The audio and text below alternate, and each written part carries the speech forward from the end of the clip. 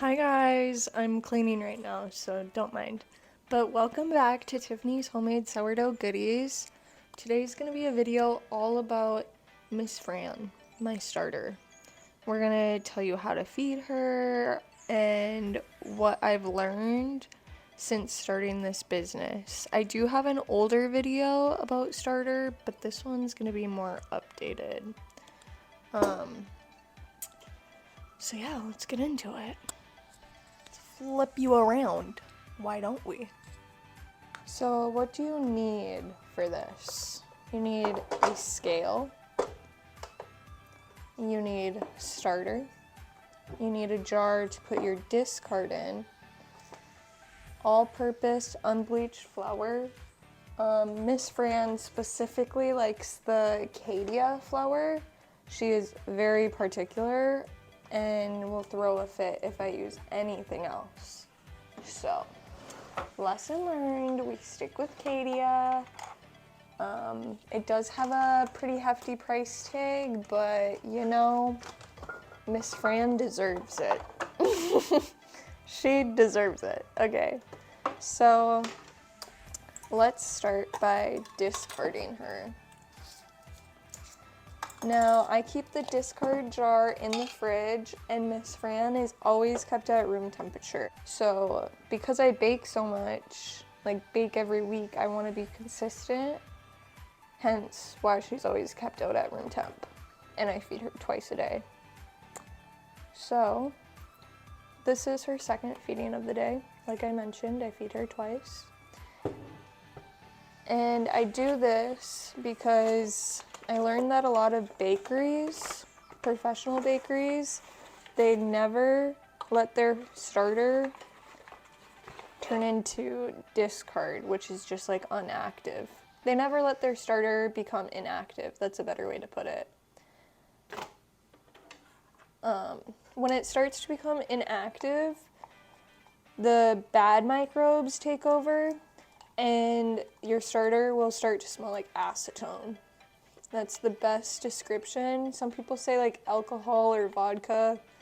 Acetone is what I like to describe it as. So we're gonna scrape down the edges. And since I feed her peak to peak, she has lots of good microbes.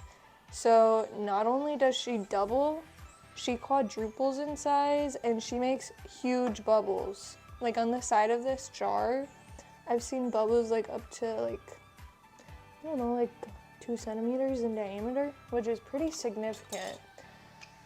Lots of home bakers, when they aren't doing big batches, they will not feed their starter peak to peak and they'll let it become inactive. And that's fine, there's nothing wrong with that.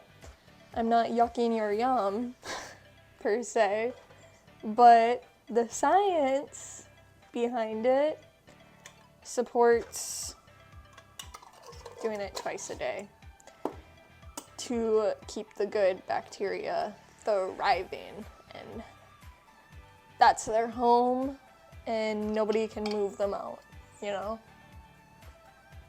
When I started my classes back up, I did start to slack on my feeding, and she was not being fed twice a day, and she started to only double in size, and her bubbles were super, super teeny, teeny, tiny, like needed a magnifying glass to see them. So now she's back up into it. She's being fed regularly, and she's loving it. So that's just a quick how-to on starter. It takes 2 minutes out of your day, 4 minutes if you feed it twice a day. And yeah, thank you so much for coming along and listening. Another helpful tip is that this I like to leave very loosely on. Like honestly, I just have the lid on to prevent any fruit flies flying in. And then this one, also leave the lid slightly loose because I put active starter in here. So there's still carbon dioxide that needs to escape. Otherwise the jar is gonna go, pachoo, and it's gonna explode in my fridge, which would be a mess. So, same with this. This is gonna really produce a lot of carbon dioxide. So if you seal this tight, you are definitely creating a bomb. So make sure that it's nice and loose. That's what you want.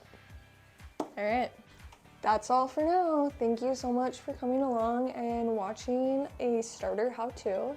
If you have any questions, any recipe ideas, shoot me a comment below and I will answer. Bye, boo-boos.